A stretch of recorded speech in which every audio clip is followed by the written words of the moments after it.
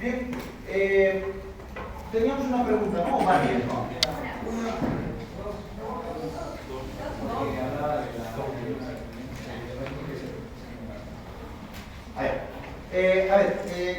Habíamos mencionado que un tratamiento ideal para el árbol bronquial a nivel respiratorio era usar atropina, ¿se acuerdan?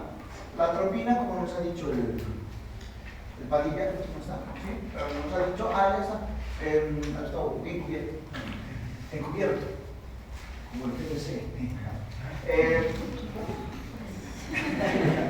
La atropina habíamos dicho de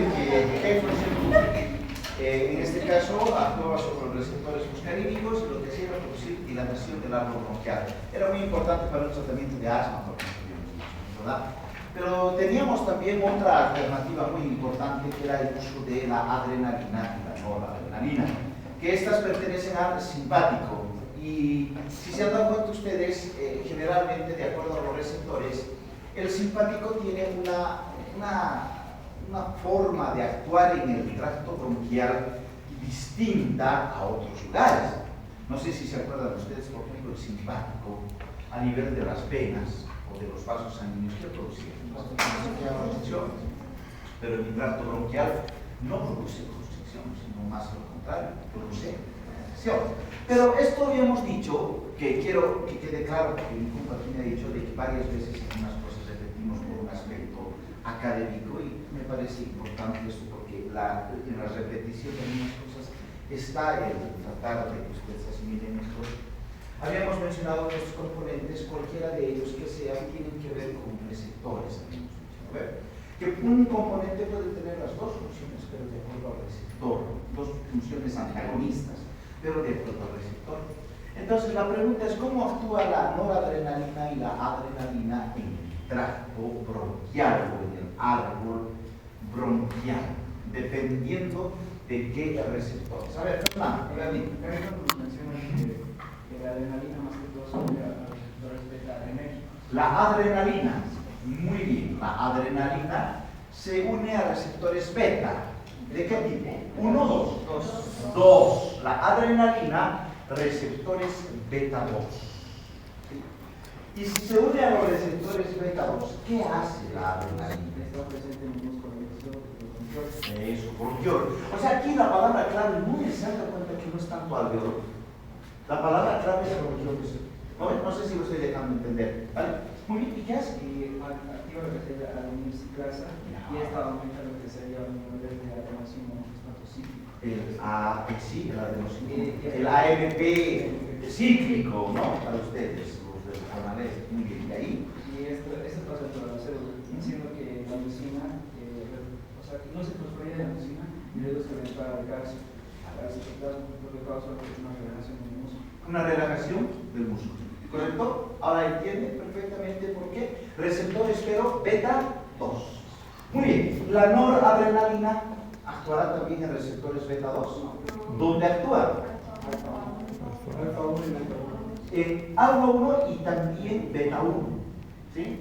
Muy bien, ¿y qué hace? Produce similar acción, es decir, ¿también va a producir o no? Sí, pero no es el mismo efecto que la adrenalina. Ya, ¿cómo es? A ver, contarín, ¿cómo dice mi abuela?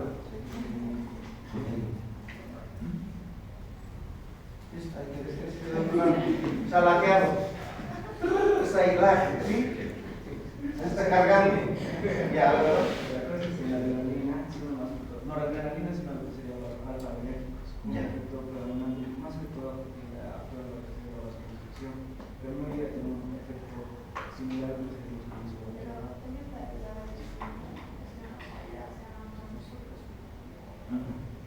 No, cuidado.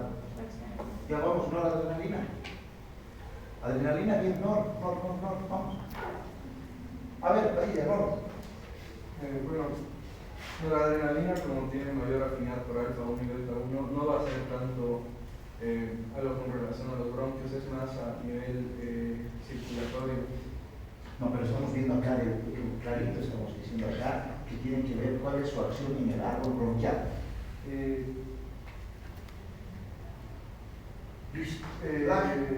Tiene una relación con la acetilcolina incrementando el tono, bueno, reduciendo el tono vagal. Ya, es diferente acción. Reduce al tono vagal. Muy bien. Si reduce al tono vagal, ¿qué produce? Igual facilitaría dilatación del árbol bronquial, pero ya no como acción que habíamos mencionado en la adrenalina, bloqueando los canales de K. Se me está llegando a entender, lo digo, abriendo los canales de K, reduciría la función de los mecanismos. si no tiene una acción directamente con el parasimpático, bloqueando al parasimpático. Si yo les haría una pregunta, ¿cuál utilizarían ustedes entonces? ¿Adrenalina o noradrenalina? ¿Perdón? ¿Noradrenalina? La adrenalina utilizaría porque tiene un efecto directo sobre el árbol bronquial. ¿En qué patología puedo utilizar esto? Porque me está faltando eso. ¿Ah? ¿Edema? ¿Crisis de asma?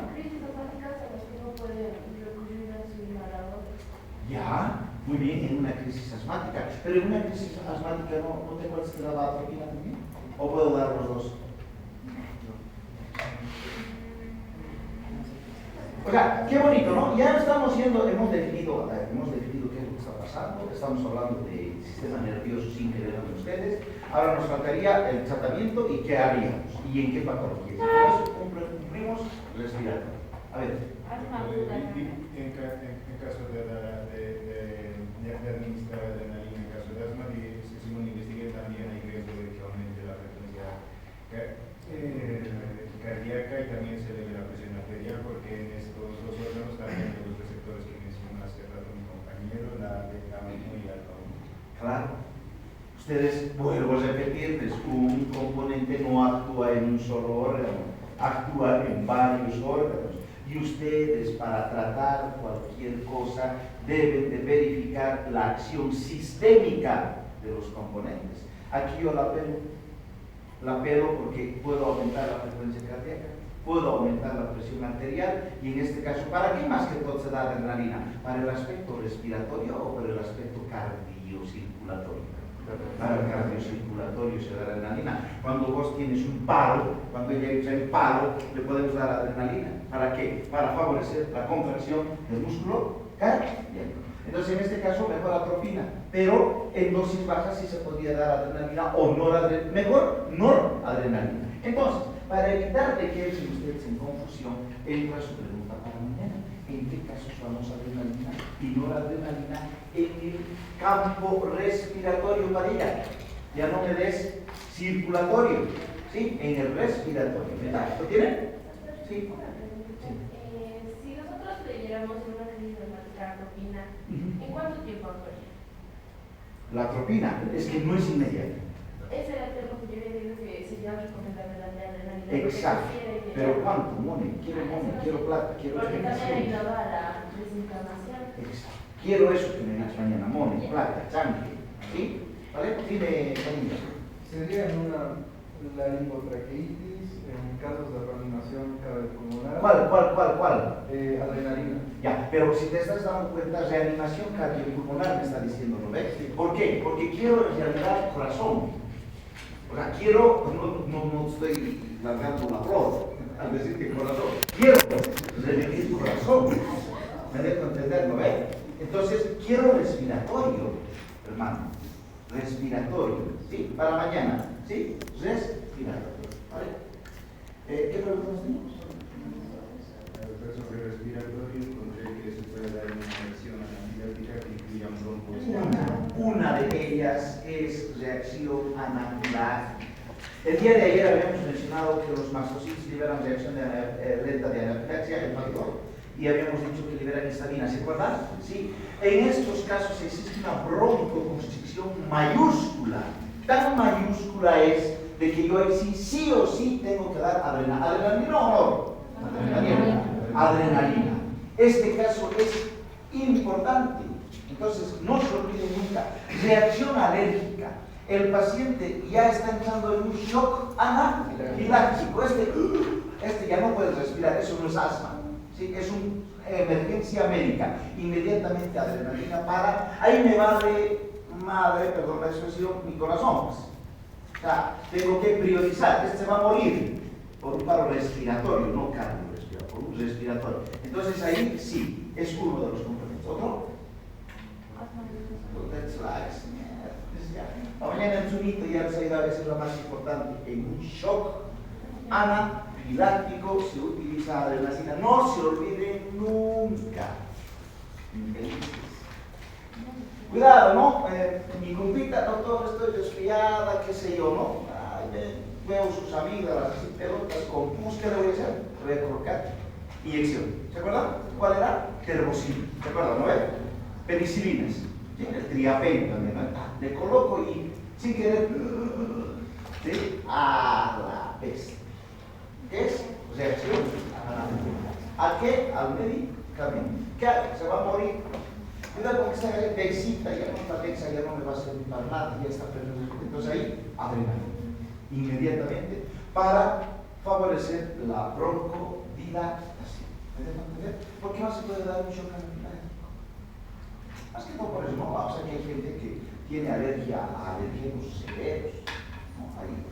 Yo tenía un compañero que maní no podía consumir. Manía. Se moría, sí, de verdad. Y una vez, sin saber, habían hecho una salsa que tenía un pequeño componente de maní y nadie lo sabía y consumir casi no la adrenalina. ¿Te acuerdas? Entonces, todo lo que tiene que ver con un shock anafiláctico. ¿Sí? Nosotros casi en Bolivia no somos muy alérgicos, como somos chunomanes, que no pagan nada. Generalmente las personas que tienen tez, ya no diré raza ni nada por el estilo, tez blanca, tez de menos que el color ladrillo, ¿sí? Ellos son más propensos a cualquier tipo de alergias, conjuntivitis, rash alérgico, todos ellos, ¿sí? Se dice que entonces los que somos de tez blanca, somos una araña, todos nos dan. En cambio, los chuñumanes han visto, lo veo que se ha hecho el Daniel, los alpeños, nada que ver, ¿no? Es que han votado por el 10 años. Vale, entonces me debe dos patologías. Dime, compa. Doctor, en la CEPOC se puede dar. ¿Cuál? La CEPOC, la adrenalina. Mañana lo vamos a dilucidar, pero sí, porque síntomas quiero darles como plus. La adrenalina, aparte de producir broncodilatación, por las razones que ya hemos mencionado, también evita la producción de moco. ¿Sí? Tiene su segunda función importante de la adrenalina, es evitar o reduce la producción de moco. Más o menos te estaría dando una respuesta. No sé si me ustedes van a entender, porque el EPOC es ¿no es? Obstrucción de por moco. Pero mucho cuidado, mañana me tienen que decir cuánto, hoy me vas a decir, estás castigado, cuánto, no, me debes plata, mañana me pagas. ¿Sí? Más o menos, dime. Doctor, ¿y los fumadores con el POC? ¿Para qué? No soy que exijo más que no fume. O sea, ¿qué es? No voy a seguir fumando y... Ah, la no vas. Si estás dando cuenta, no, pues, idea, o sea, hay que ver otras causas, ¿no? El paciente fumador por fumador es sencillo. Pues. ¿Qué tiene que hacer? Qué bien sería que haya un tratamiento para el alcoholismo, para seguir paseando, pero que no me haga daño. Más o menos eso me estás queriendo decir. Mi idea. No tendría razón de ser. Muy bien. Fernando, mañana me hace acuerdo estos dos casos clínicos que voy a poner mañana. Bueno, sí, pues, sí. Mañana es jueves, ¿no? Mañana tenemos que hacer respuestas a nuestras preguntas, ¿vale? Jueves de respuestas. ¿Vale? Ahí está esta imagen estaba, ¿no? Es lo que habíamos mencionado de la hemoglobina, el oxígeno y el monóxido de carbono, ¿verdad? Sí, está en inglés. Chica. ¿Verdad, doctor? Hombre, se fijan en dos. A ver, vamos a hablar de algo importante, que teníamos que hacerlo de aquí a 2 meses. ¿Por qué los hombres son infieles? ¿Por qué? ¿Por qué somos infieles? Tiene una razón fisiológica y sí existe infidelidad más de parte del hombre que las mujeres no son. Ahora, tampoco seamos así, ¿de acuerdo? Pero ¿por qué el hombre se infiel un poquito más que la mujer? No, la mujer no se agarra santos, son reconocidos. ¿Por qué? Obviamente. A ver, escúchenme, el doctor va a dar excusa fisiológica. Si es fisiológico, no es excusa. Nuestra excusa es algo real. ¿Por qué somos un poquito más infieles? ¿Por qué? ¿Por qué te sientes infiel? ¿Por qué? No que te digan, soy un doctor acosador, ¿no? Así fue, así. Como acoso más ya me digo, usted me acosaba y sí. ¿Por qué? Lo sabes. Tienes que saber. Si no supieras, te voto. A ver, más bien, Lucide, si no me dices correctamente, te voto. Tú ya tienes que ser como ¿qué se llama este? Como yo, como testudo, ¿no ves? A ver, dime, ¿por qué?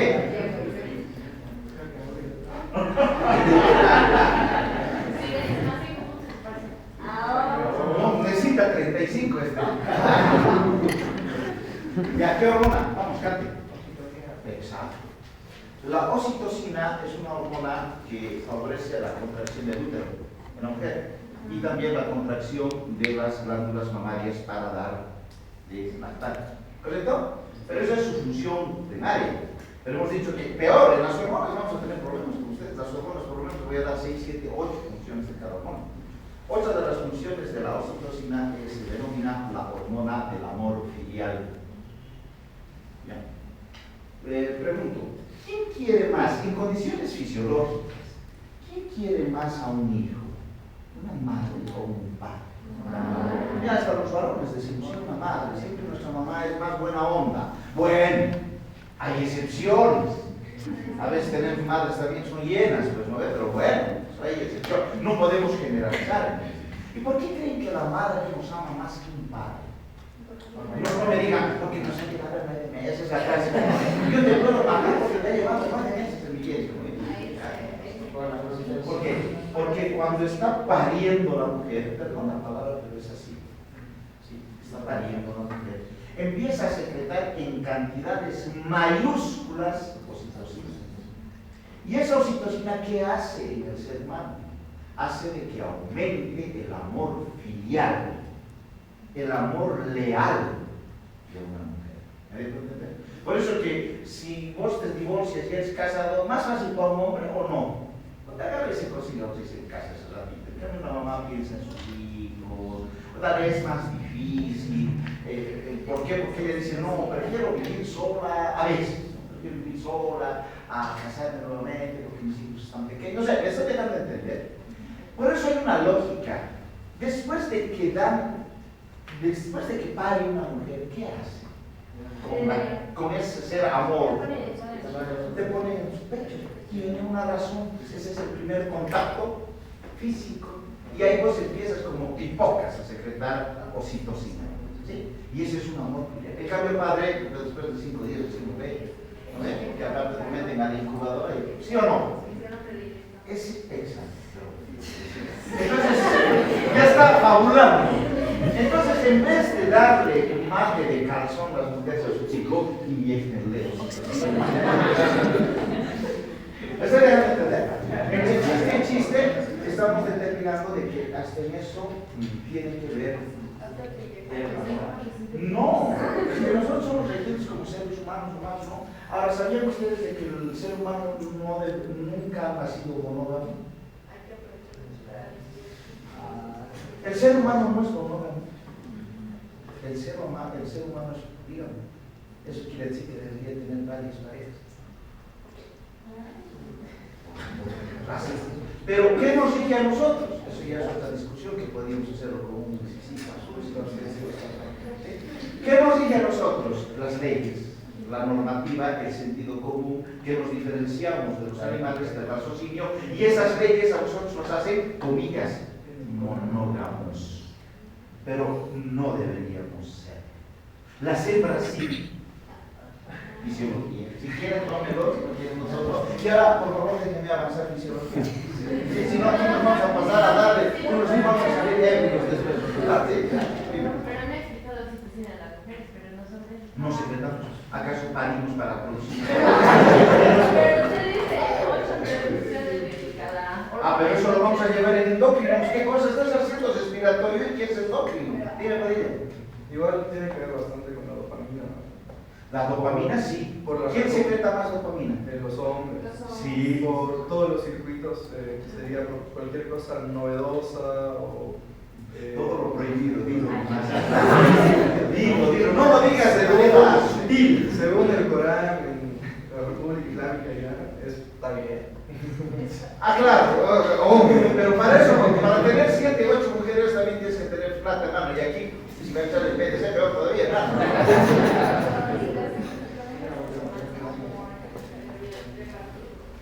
porque eso es lo que hace la mujer, pues eso es lo que hace la mujer, gracias a esa secreción. ¿Quién tiene estos vestidos de secreción de su cocina?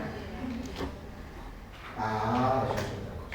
Cuando no llega a parir ni a tener hijos, entonces su secreción de oxitocina es mínima, entonces se vuelve una piedra. Vale, ya déjenme de... Por favor, o sea, ya me están atacando, ya me estoy transformando, ya tengo más económico. Está transformando en una piedra. Vamos a hablar eso en endocrino mental. ¿Sí? En endocrino vamos a charlar hartísimo de oxitocinas, de dopaminas, serotoninas, porque en endocrino yo trato de enchufarles con inglés neurotransmisores. ¿Sí? Porque saben que no vamos a llegar a nervios, imposible que lleguemos a nervios. Entonces ahí les he hecho una ayudita con neurotransmisores. Genial, sí, recordar, sí, por eso es de que no está prohibido tener muchas parejas. O digo, no está prohibido tener una pareja, sino varias, ¿no? O sea, está estipulado que puedes tener cuantas puedas mantener económicamente. Aquí puede ni uno. Ubícate, imagínate 2 más. Ahí ya estás en problemas, ¿no? Entonces, vámonos allá. Muy bien. La saturación de oxígeno, ¿a cuánto era? Al 97%. Quedaremos con ustedes, ya, dejaremos la falacia del 98, 99, del 100%, quedaremos con 97%. Aunque mucha literatura nos dice al 98%, a nivel de mar. ¿Quedamos con 97%? Venga, quedamos con 97%. Pero ¿qué es lo que ocurre con este 97%? Queda un 3%. Ese 3%, ¿dónde está? Esto es clave. ¿Dónde está este 3% restante? De saturación de oxígeno en hemoglobina, se llama cuando es porcentaje, aquí se podemos estimar. El otro 3% transporta tejidos disueltos, o sea, se transporta el oxígeno de tejidos disueltos en agua y en plasma. No nos olvidemos que la hemoglobina no solamente transporta oxígeno, ¿qué más transporta? Dióxido de carbono. Y ojo, a ustedes les ha debido enseñar, acá no tengo mucho problema, tengo problema con el de las 8 en bioquímica. A ustedes les ha debido enseñar Sandra, porque es la que más trabaja en bioquímica, el equilibrio ácido-base. Sí. Lo manejan bien, ¿verdad? Sí. Porque con el otro grupo hemos quedado en que yo les voy a dar una clase de equilibrio ácido-base. También ustedes lo manejan, no me digan, no, lo manejan el equilibrio ácido-base. ¿Vale? Y para manejar el equilibrio ácido-base, chicos, ¿cuál es el componente estrella? ¿El oxígeno o el dióxido de carbono? Bueno, ahí no me importa, importa el oxígeno, pero más importa el dióxido de carbono, ya sea que esté aumentado o ya sea que esté disminuido. ¿Está claro? Vale.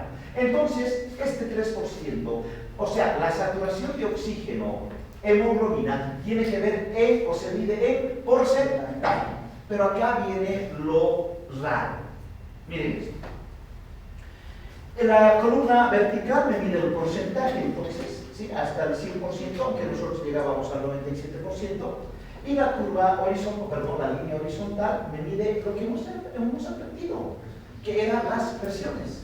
¿Se acuerdan de los oxígeno 160, 104, 95, 40, 23, y del dióxido de carbono facilito, 40, 45, nada más. ¿Se acuerdan? Entonces, si ustedes se dan cuenta, se va a empezar a formar una curva. Esta curva se llama la curva de disociación oxígeno-hemoglobina. ¿Esta curva qué características tiene? Tiene una característica de tener la forma de una S itálica. Si ustedes saben que es una S itálica, más o menos van a representar el ascenso y que tiene una especie de pequeña meseta. ¿Sí? No es plana, sino va teniendo un ascenso y una curvatura y la meseta. Esos tres componentes nos hacen que tengamos nosotros una S itálica. Esta curva puede deformarse, puede hacerse más plana o puede hacerse más elevada. ¿Me dejo entender? Y a eso nosotros llamamos curva de, si fuese hacia abajo, diríamos, a ver si me pongo de frente, desviación a la derecha. Si es más arriba, desviación a la izquierda. Entonces ya no diríamos abajo y arriba, porque la preposición abajo y arriba no nos conviene. Se dice derecha e izquierda. ¿Está claro? ¿Sí? Vale. Ahora, ¿a cuánto saturábamos?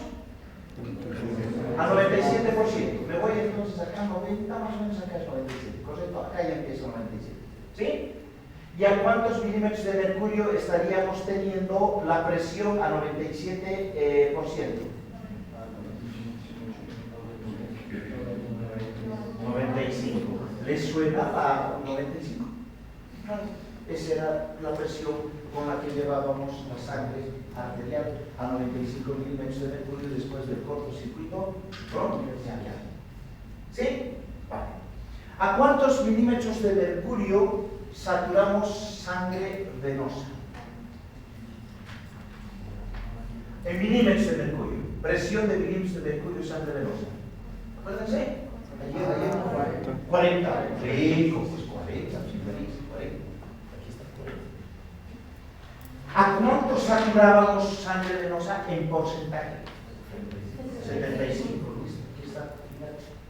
40 milímetros de mercurio. 75 acá, ¿no? Sí, 75 acá. 40. Ahora lo tiene. No sabían ustedes hasta ahorita, hablábamos en porcentaje. Y a veces hablábamos en presiones, porque hemos aprendido presiones. Ahora ya se dan cuenta que la curva de disociación oxígeno-hemoglobina toma en cuenta las dos variables, porcentaje y milímetros de mercurio. ¿Con qué fin? Agarro Fernando, está mal, ahorita se ha internado, no puede respirar, no sabemos si realmente es un proceso gripal, es un resfrío fuerte, es una neumonía, no tenemos nada por el momento, pero yo voy a agarrar y en mi material que tengo, en mi materialcito que tengo, un oxímetro de pulso. Agarro y le voy a poner el oxímetro de pulso a su dedo e inmediatamente determino que el Fernando tiene 80% de saturación. 80% de saturación. A grosso modo diría, está bien. De 100% 80, oye, no está tan mal. Pero, a ver, bajo esa curva que ustedes están checando, díganme a cuánto está su presión de oxígeno. ¿A cuánto está? Él está saturado a 80, Fernando. ¿Perdón? ¿Cuánto? 45. 45. ¿Cuánto debería tener en presión? 95. Está en 45. Va a existir un buen intercambio de oxígeno a nivel alveolar. No, con 45, si me está esperando la célula con 40, o sea, no va a haber un buen intercambio de oxígeno. O sea, este está prácticamente yéndose al hoyo. Se va a morir cualquier ratito, con 80. ¿Me estoy dejando entender? A él hay que mejorar esta. ¿O no? Por ejemplo, ¿qué hacen los potosinos, los hondureños? Los pasan al 88% de saturación. Aquí sí, pues, ¿cuánto es su presión? Ya ha aumentado. Más o menos se quedan a 50 milímetros de mercurio. O sea, están al límite. Están al límite. O sea, en resumen, una persona que va del llano a la altura le afecta. ¿Cuánto?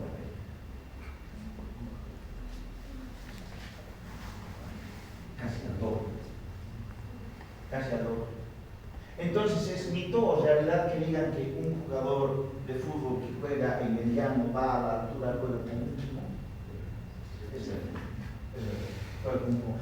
¿Realmente les afecta? Sí les afecta. Aunque nosotros les sirvemos que están con sus oxígenos, les digamos, no ven, sí, no ven, de todos les decimos, vamos a fular, no, ¿sí o no? No digan, no, ya 8, ya está diciendo. ¿Me estoy dejando? Entonces, complicado. Sí, casi que lo siento. Entonces, para eso yo les voy a mostrar una tablita de saturación de oxígeno de Bolivia. Porque el Guyton o en otros libros nos da saturación a nivel del mar. Y eso no nos interesa a nosotros saber la saturación a nivel del mar. Lo que yo quiero que sepan, la saturación es leve, moderada y severa en oxigenación de saturación de oxígeno de quién? Altiplano, valle y orilla. ¿Verdad? Eso lo vamos a mostrar más adelante. ¿Lo tienen, chiquillos?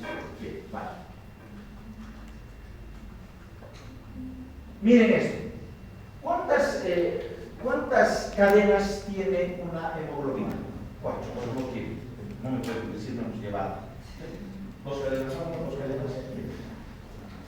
Cada cadena o cada molécula, en este caso de hemoglobina, va a transportar 4 átomos de oxígeno. 4. Entonces esto sería saturación al 97%. Me dejo entender. ¿Por qué decimos que la sangre venosa transporta oxígeno al 75%? Porque esto era completo, ¿no? Los 4 componentes de oxígeno. Miren esto. De los 4 falta 1. Y eso ya es el 75%. ¿Puedo respirar bien con esto si fuese arterial? No puedo respirar. Por eso rompamos el concepto de que la sangre venosa es desoxigenada. No, es oxigenada con 3 moléculas de oxígeno al 75% de saturación. ¿Está claro?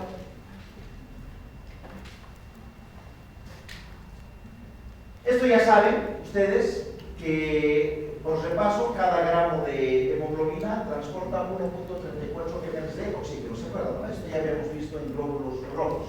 Y que más o menos la multiplicación nos daba 20 ml en el varón por cada 100 ml de sangre, y en la mujer era un poco menos. ¿Se acuerdan? La mujer era, porque tenía menos cantidad de hemoglobina, más o menos llevaba 18, 19, dependiendo de su hemoglobina que come. ¿Está claro? Vale. Ahora, a ver, ¿qué funciones tiene la hemoglobina? ¿Cuáles son las funciones de la hemoglobina? La lúcida. Facilita el transporte de oxígeno, eso lo sabe cualquiera, hasta la que vende tubos, ¿no? Sabe que transporta la hemoglobina. La segunda función era facilitar el transporte de dióxido de carbono, y eso es muy importante porque vamos a hablar de equilibrio ácido-base. ¿Sí? Bien. La tercera función, amortigua el pH de la sangre, que está relacionada con el equilibrio ácido-base. Esta es una de las funciones que yo las considero más importantes, que no vas a ver seguro. La hemoglobina transporta el óxido vital, porque saben ustedes que el óxido nítrico es vasodilatador por excelencia. En realidad es nuestro nombre de la película, el óxido nítrico en vasos sanguíneos. O sea, gracias al óxido nítrico podemos salvar una vida. ¿Se acuerdan, verdad? Con la nitroglicerina, que se transformaba en óxido nítrico y producía dilatación de las coronarias. ¿Se acuerdan, verdad? El cuento de la mona. ¿Sí? Para mañana me averiguan 2 funciones importantes más de la hemoglobina. Pero importante, aquí es tal. ¿Sí? Quiero que me averigüen una que ya conocen, que era la hemoglobina glicosilada. Esa no vale, esa ya la saben ustedes, que era para determinar cómo estaba el tratamiento de un paciente diabético. También la hemoglobina transporta glucosa, ¿se acuerdan? Esa miren qué tal funciona. Pero no, esa no quiero. Esa es mareante.